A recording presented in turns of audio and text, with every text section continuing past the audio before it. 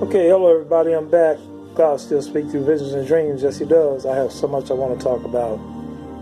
I could make so many videos right now, so I'm going to be making a lot of videos over the next few days. I'm going to try to make them as short as possible because to me they're more interesting when they're short. If they're too long and too drawn out, I get tired of listening. I don't know about you all, but I mean, it's got to be really good if I sit there and listen a long time. But okay, but what I wanted, you know what? I got on here to talk today about being still. Being still. This is really important. But you know what came back to my mind once again to talk to you all about is betrayal. Betrayal. Listen, betrayal is coming on a large scale. It's coming on a large scale. And I don't believe it's a long ways down the road.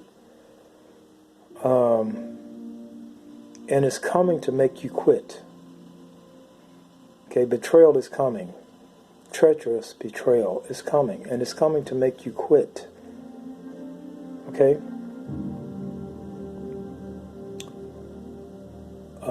You're gonna, as a Christian, you might find yourself really in a lonely world. And even though you might be surrounded by a lot of people or might be with somebody, but still it's just, you know, you feel like there's nobody you can trust, rely on, confide in, or nothing. But that's when God really is closest to you at that point.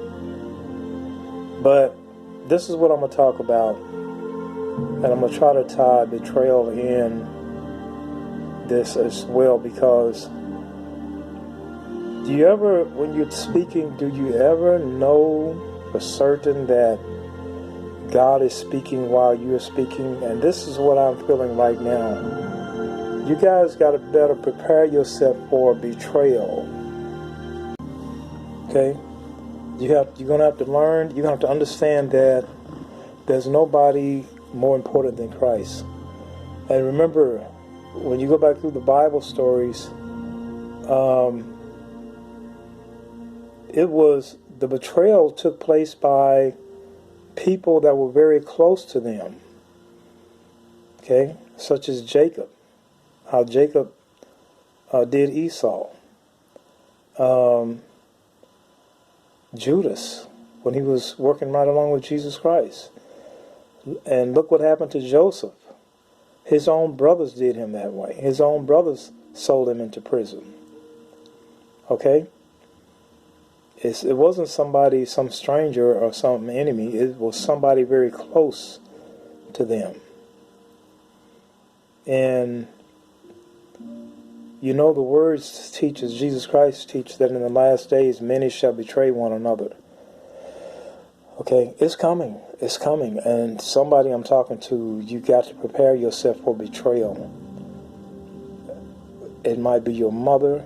It might be your father. It might be your wife. It might be your husband. It might be your own child. But betrayal is coming. And it's coming. You got to remember this. It's coming to pull you back. But if you withstand it, God is going to elevate you to higher ground. He's going to make you stronger, bigger, bolder. Okay? And He's going to give you insight into things you didn't have insight into at first. It's going to be worth it. But betrayal is coming. Now, what do you do when you are in a situation like that? When you're tempted to fight back, when you're tempted to speak back, when you're tempted to shoot somebody? You think you can't get there? You think, oh, I'm a loving person, I'm a kind person. Listen, Satan can forge a weapon just for you. He can forge that thing just made especially for you to make you do something that you never thought you would do. A lot of people say, I'll never eat this or eat that, or I'll never eat a dog, I'll never eat a cat.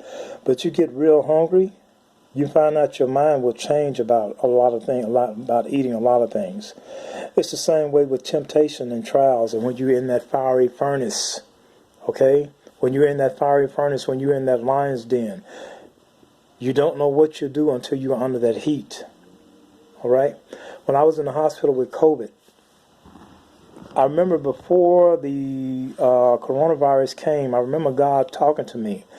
I remember he said, before the coronavirus came, I remember him saying this: tell the people to be still and you will pass through it.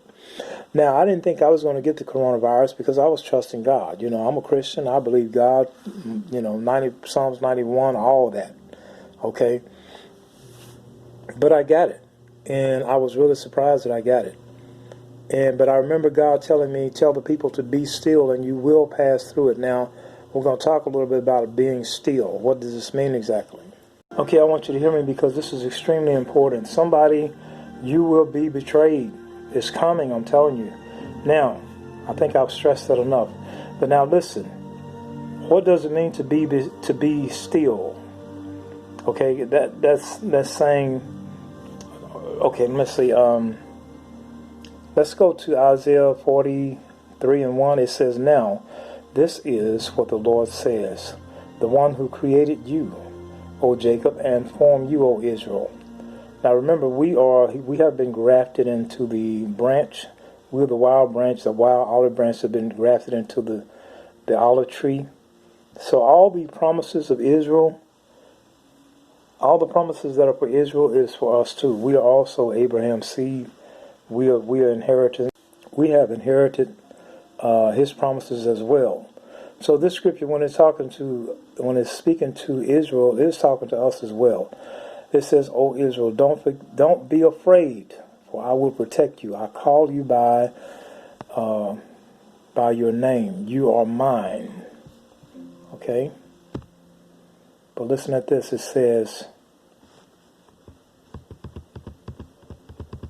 says, when you pass through the waters, I will be with you.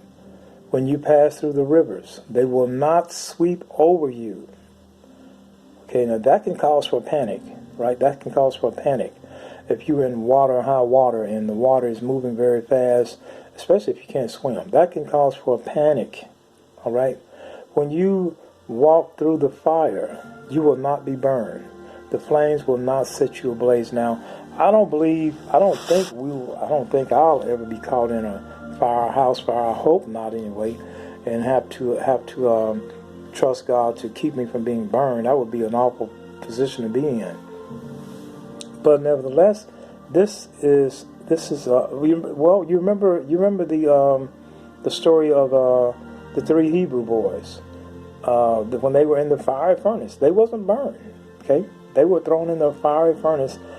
That fire might have been 3,000 or 4,000 degrees. I don't know. Who knows? But the fire did not harm them. Okay? Listen.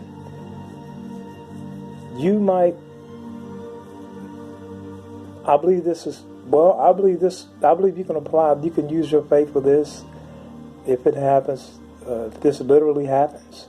But I believe figuratively, you can believe these scriptures as well. I believe this can be taken literally or figuratively, either way. Okay, because in this life you will be tried and tested. When I was in the hospital with COVID, I was tried and tested while I was laying on my sick bed.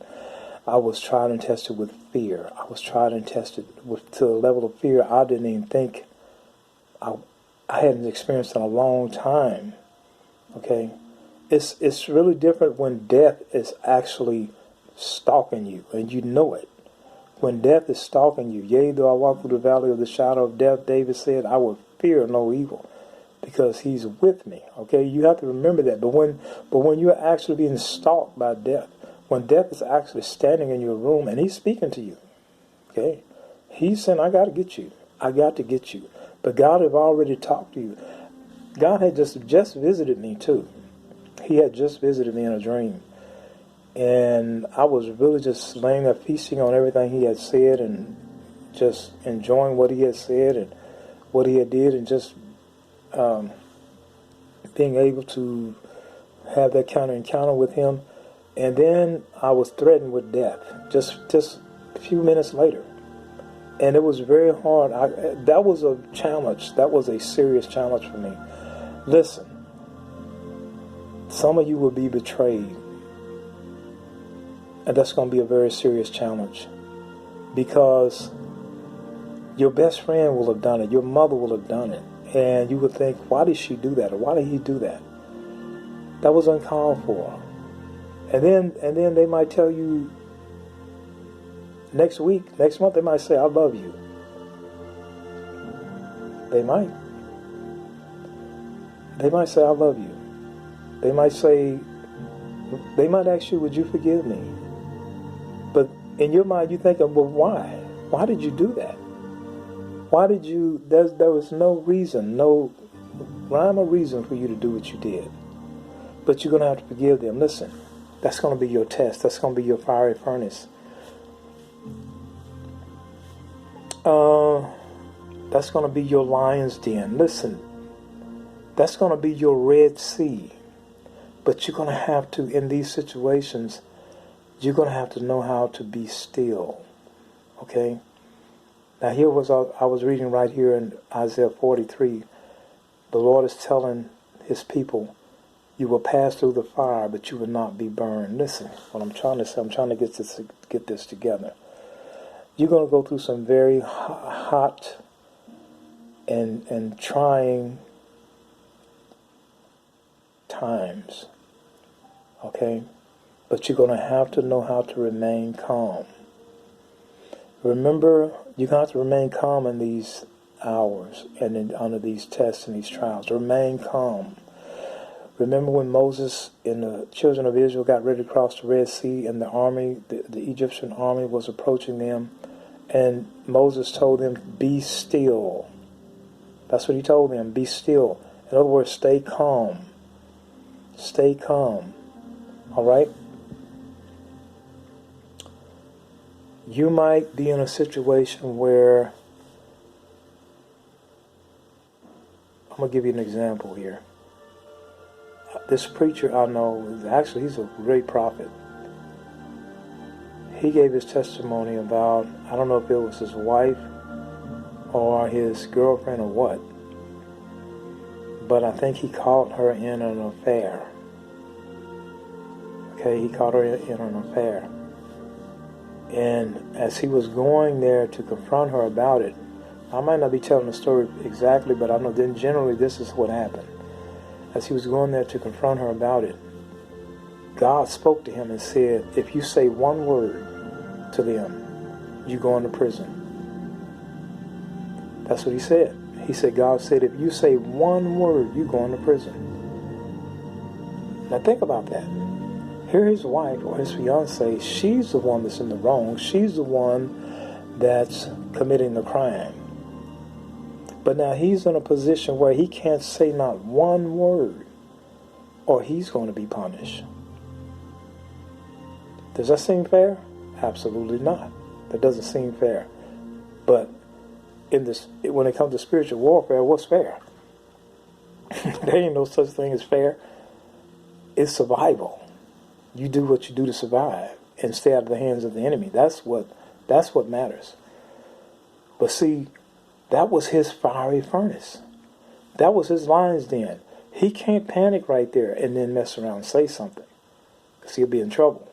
See, when Daniel was in that lion's den, that was no time for Daniel to panic, not in the lion's den. That was the time for Daniel to remain calm. You in that lion's den, you better remain calm.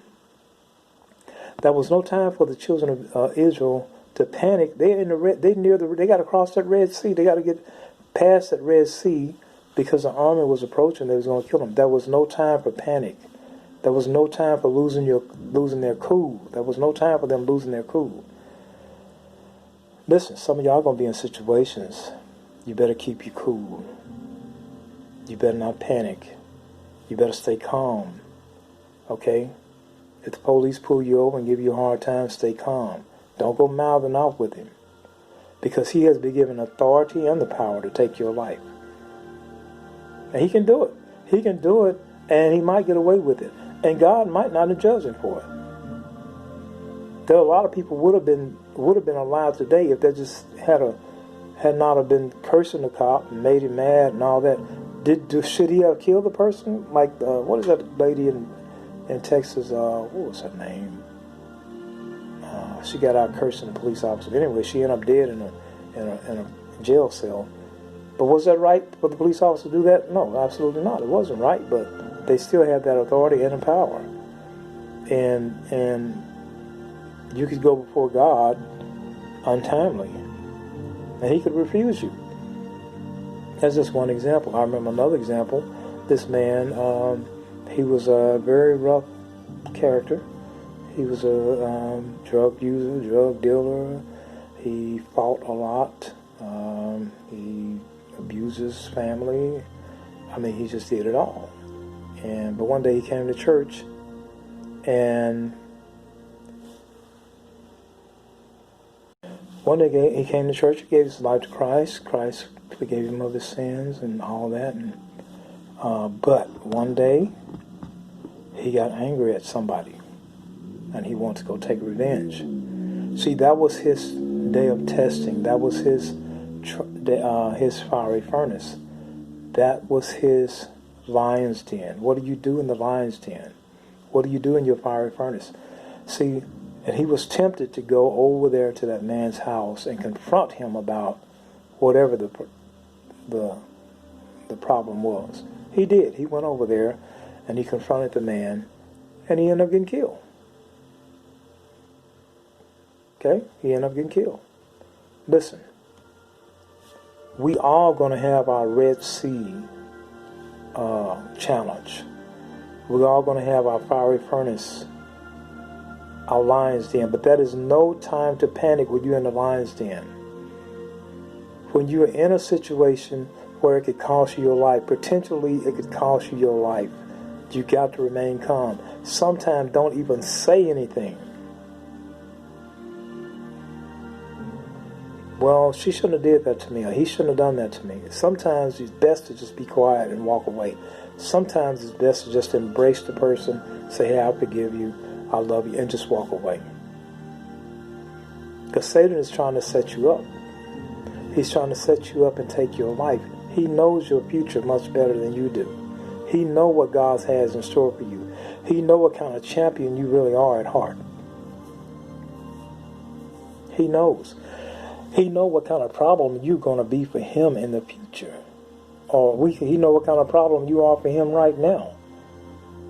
So he will create a situation where it'll put you in the fiery furnace, in the lion's den.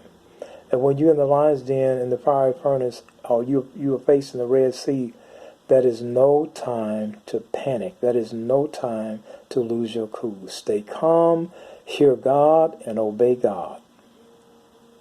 Okay, am I making any sense here? I hope I'm making some sense. Listen, you will be betrayed. There's a scripture that says, Jesus Christ said, this is what he said.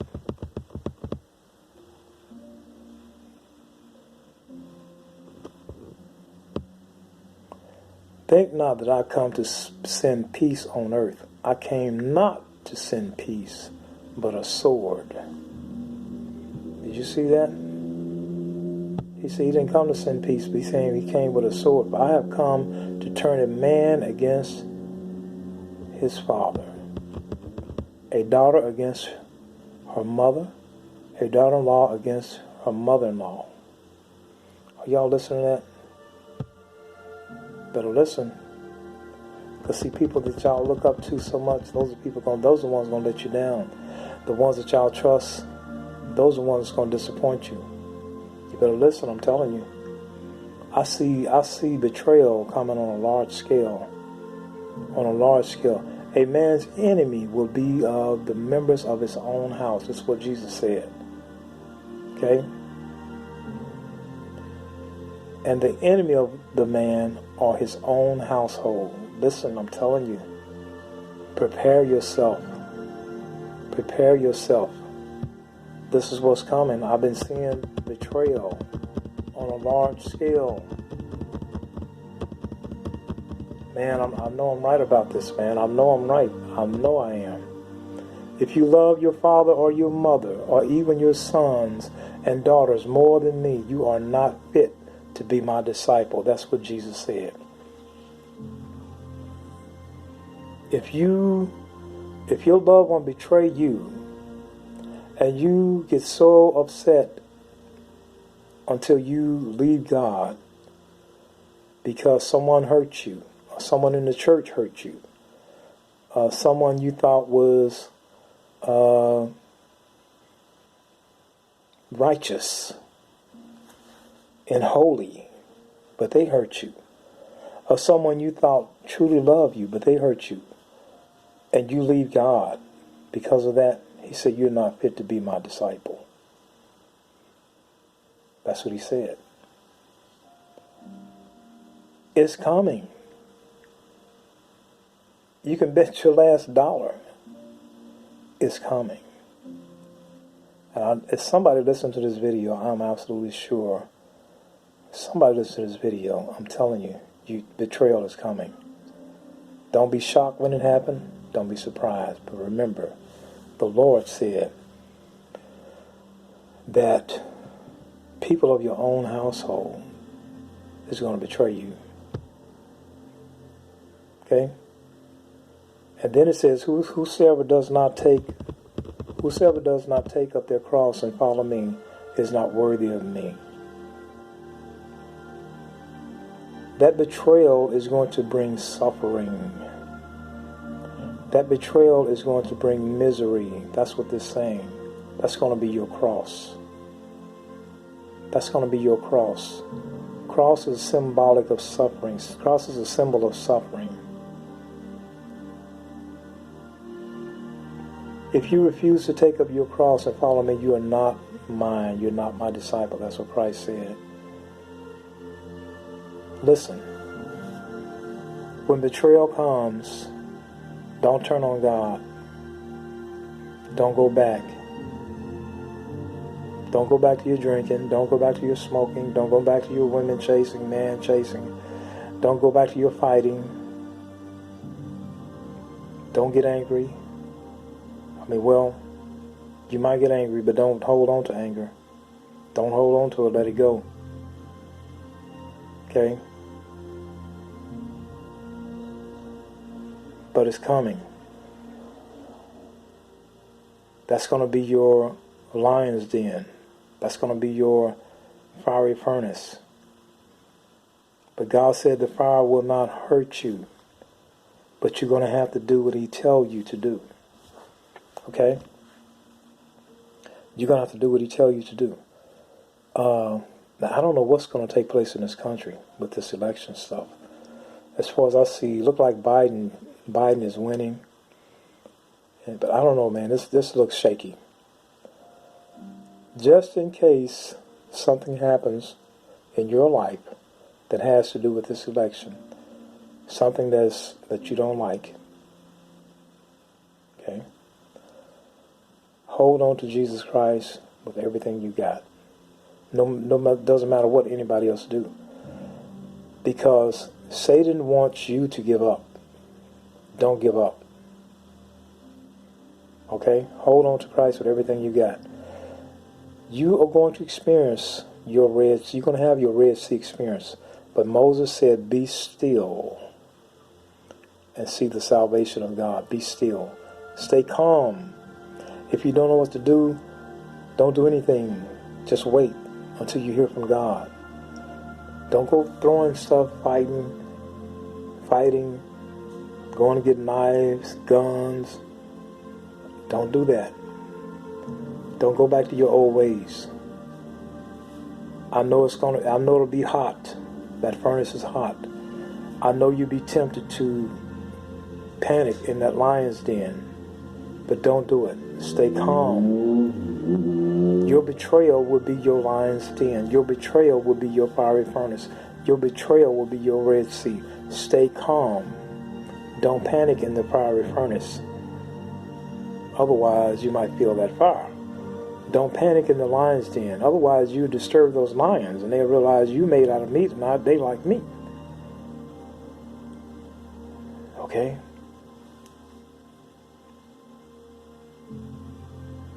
It's not going to come from somebody. The betrayal is not going to come from somebody out in the street. It's going to come from somebody that you love and that you esteem highly. All right? So, I got many other videos I want to do. I hope you all listen to this one. I hope you do. It's coming, I'm telling you. I'm going to tell you what I see. I'm going to tell you what I see. I see like a darkness. Man, I hope I'm not saying the wrong thing here. I hope I'm not speaking something on my own life, but I'm going to tell you what I believe I see here. It looked like a darkness. And it looked like a dividing and separating. It looked like in this darkness, there are going to be people that are going to do some things that will be very unchristian. Some of those people will be Christians. And some of those people still they're going to be saved. But I see something happening in this darkness. And there are going to be people that's going to do some things that it's going to be very unchristlike. And it's going to be for your testing and their testing. This is what I see.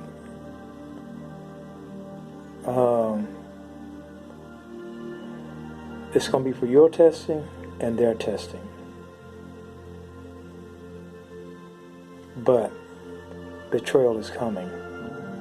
And be prepared. That's going to be your fiery furnace. But listen, if you have to cry, just cry. If you have to cry during the night, cry during the night. Cry during the day. Cry, but don't go back to your old ways. Cry. Cry on the Lord's shoulders. Lean on His shoulder. He knows. He understands. And you know what? You get to know Him better. He'll get to know you better. You're going to grow, your relationship with Him is going to grow much better than what it was. Okay. So if you have to cry, cry. But this is what I see. It's like a period of darkness, and I see people, good people that are actually Christians. I see them doing things that are just really unchristlike, and they just kind of crossing over each other and betraying each other, and it just doesn't look good. But what's going to happen is God is going to divide the tare and the wheat. He's going to separate the tare and the wheat. And a lot of the people that does the betraying, they're going to come back to Christ. They're going to be saved. I'm telling you, this is what I see, and this is what's coming. Now, you know what? I pray to God I'm wrong. If I'm wrong, then none of that stuff will happen. And I'll just say, Lord, forgive me. I thought I heard from you, but I didn't. That would be better than it actually happening, wouldn't it? I believe He'll forgive me. So that'll be better than that stuff actually happening. Of course, I hope I'm wrong. Because I sure wouldn't want this to happen to me. Okay? All right. I got more videos. I want to talk, one of my videos, I'm going to talk about what do you do if you're suicidal. Some of y'all probably know somebody suicidal. Okay? And I'm going to talk more about the succubus as well. All right? I'm not done with that yet. I got plenty more videos. I hope you all will listen to these videos. All right, God still speaks through visions and dreams. Yes, He does. And Jesus Christ is about to return. I pray to God we are ready. Forever blessed I am, Yeshua HaMashiach. God bless you all.